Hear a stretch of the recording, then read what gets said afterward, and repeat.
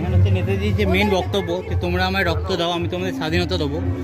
তাই এখানে পুরো বেসটা আমাদের রেড কালার দিয়ে বোঝানো হয়েছে, এবং এই নেতাজির যুদ্ধের যে পরিস্থিতি, তাই রেড এবং ব্ল্যাকের যে ব্যাপারটা সেটা দেখানো হয়েছে এখানে। নেতাজি আমাদের ওপরে, তাই নেতাজিকে আমাদের ওপরে ফ্রন্টে মুখটা দেখানো হয়েছে। এবং তারপরে নেতাজিকে, যে নেতাজি বলেছিল যে দিল্লি চড়ো, যে লড়াইয়ের জন্যে, সেই আঙুলের যে ইন্ডিকেশনটা সেটা এখানে দেখানো হয়েছে।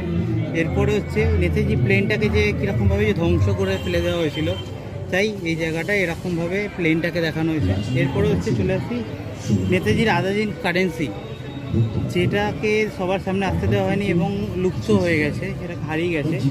সেই নেতাজি আজাদিন কারেন্সিটাকে এখানে তুলে ধরা হয়েছে। হ্যাঁ, এবং সবার লাস্টে নেতাজি গুমনামি বাবা হয়ে হারিয়ে গেছিলো, সেটাকে এখানে ওনার ফুট মার্কসের মাধ্যমে, ডটের মাধ্যমে সেই ফুট মার্কসগুলো দেখানো হয়েছে। হ্যাঁ, এবং সবার লাস্টে আমাদের দেশকে স্বাধীন করে যে ইন্ডিয়ান ফ্ল্যাগ, সেটা সবার ওপরে তুলে দিয়ে